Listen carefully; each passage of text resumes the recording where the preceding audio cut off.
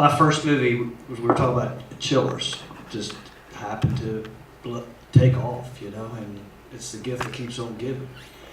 But I'm really bad at keeping up with my friends. If I don't have work excuse, I don't stay in touch. So 25 plus years later, I had an excuse to circle back with Norman. But I knew him as Peter Jesus. And I have been thinking about how, well, I know how we met. We met from David Wool.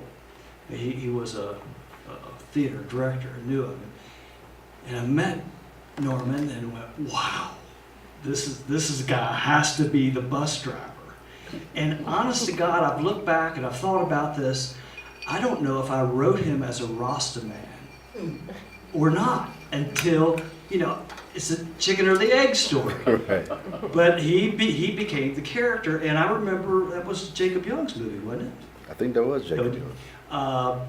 And I'd written the script already, and the last line in the movie is all aboard for Babylon. Mm-hmm. Norman does his Rasta thing. So we had that movie together, and I just have to say I love Norman, and all of you do too, and Priscilla does too, but I don't think she did the day not too many years ago when he wrecked her car. For that time, but he brought so much joy, and oh, you've got that up. So let's go to, we won't do the whole show, but to the, and that was it. I guess they decided to have a Caucasian driver for the story, but then in the movie it's Norman, and then in the books. So let's go to the next. Okay, he's in this movie too, a comedy, and our two hapless heroes are captured because the militant guy thinks that they're narcs, and it's all a big mistake, and they're trying to make up for it. And the character that Norman plays tosses out these huge bags of pot to them and says, "We grow it for ourselves, Mom." And they walk off and they throw them away, and everybody in the audience, whenever I showed the movie, went, "Oh!" So I was working a gig with Norman one time, and he says, "Yeah, you know, we made a movie together." And I said, "Well, Norman, we made 2 movies together." He said, "Yeah, but in this crowd, I want to talk about this character because he grew pot." I said, "Well, you didn't write it, I wrote it." But he was very careful about people's feelings, and I love that about it. So then flash forward to, go ahead there, go past Paradise Park, past that one. Then I'm getting in the graphic novel world. Okay, so I decided to reboot my career. I was tired of movies. Graphic novels were popular, and I wanted to work my way up to Carbon and Salt, but I wasn't known in the industry. So I went back to the well of the most successful product I had with Chillers. And I realized that it was perfect for an anthology graphic novel series because it's short stories, much like the movie, but it had to have a storyteller. The movie didn't have a storyteller. And I remember sitting on the porch, and I'm going to remind you a story about that same porch that I'm going to end here with, thinking, man, who could be the storyteller? Who could be the storyteller? Peter Jesus. This is perfect. So I got a hold of Norman, an excuse business, to get together and connect, and Norman never turned down a crazy idea. I could always count on him for that. People say we were codependent in that world, but the agreement was, and it wasn't his demand; it was my demand, that he got script approval on every story of all 4 books, and there's. I wrote much of the stories, but we had a team of 5 writers that did all of them. But Norman had approval on all of them and input on all of them. We had really awesome discussions about it. And I hope you'll flip through the books. I'm not making you buy them. But there's so much of him in it. And even in the pinups, Leslie came and took those awesome photos that we turned into pinups that are in the book. And artists from around the world, as you'll see, flip through there, Eric, and we'll just see, you can see cover, and every artist had reference pictures of Norman. And none of the, I think only one of artists, of the 10, 12 artists lived in the U.S. So we took these reference photos, and you'll see a different version of Norman in each one. And believe me, we shared the same politics too. So it was easy for us to collaborate on these kinds of things. And for a peso and for a pound, it's about people that want to build a wall. Go figure. Wow. Gulas set in our beloved West Side. And there's Norman, there's our dear friend Erica, who would tour with Norman and I when we did book signings around. Another artist, I believe he was from Brazil. Okay. Handicraft Accessible, this is also the West Side. No, this was actually an American did the artist for this one. There's kindly Peter Jesus. I'll read that name. Okay. It was successful enough. We went to book 2. Okay. I love this story because it's my beloved West Side again, and I have a kids' garden club there. It's our 9th year where we grow sunflowers. One summer, some thugs came and vandalized my garden, and it broke my heart, and I was so angry, and the mailman was so upset that he sat down with me. And he said, you ought to kill him. I said, I'm not going to kill him, I'm going to write a story. So that's how it came about, and that's Peter Jesus there. These are the people, the profiteers of poor. People that have pawn shops. People that repo cars.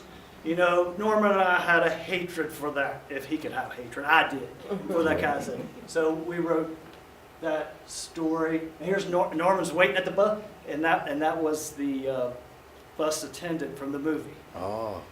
And Norman waiting because we know we're going to get this guy.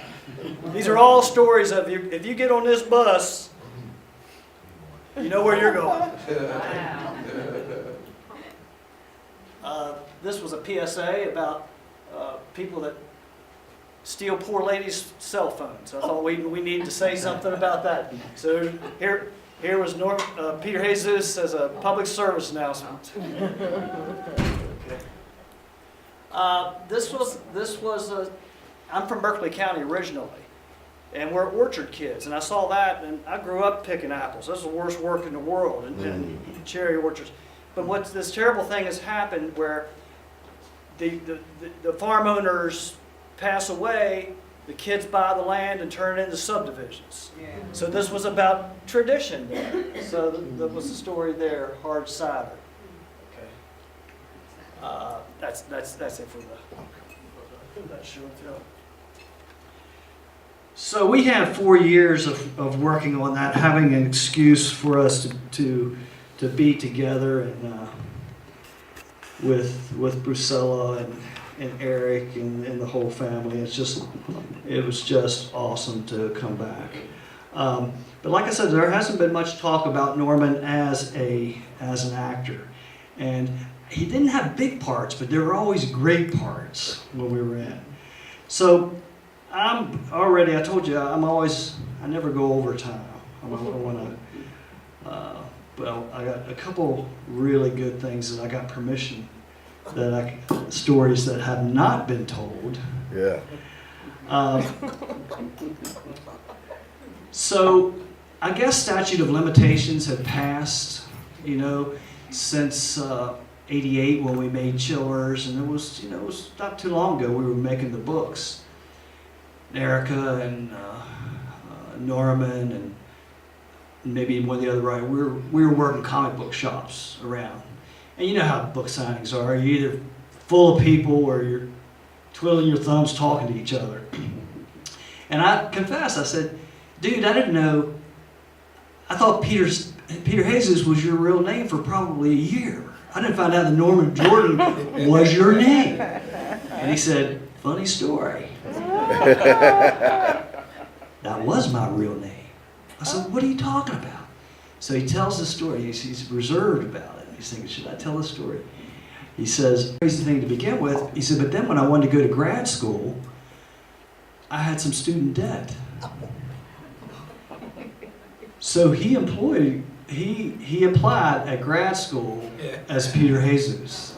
And his degree is with Peter Jesus. And then he's changed it back to Norman Jordan. Right? So God bless you, Norman. What a story, man. Thank you for that. He did that. Can I do that? Trying to make this a funny story because it is. So when I learned that Norman passed, you know, I was rocked. You know, I never handled that stuff very well. I don't know what to do.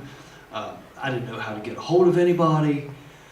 So it was the next day, and it was hot, sitting on the same porch, and I'm listening to this novel that's killing me. It's called Thunderbird and a Ball of Twine. It's an incredible novel, but it's all metaphysical and parallel universes set in one place. But I mean, it just makes you question if your hands are even in front of you.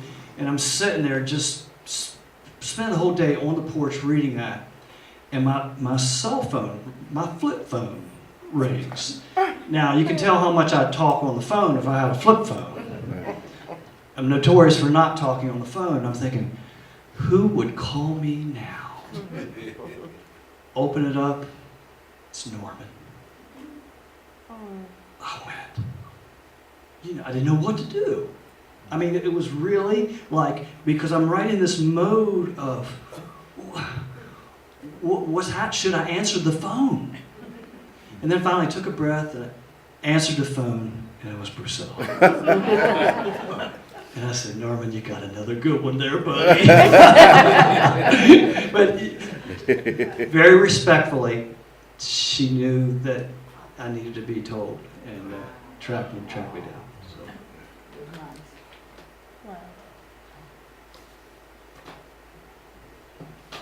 God bless you. Thank you. Thank you.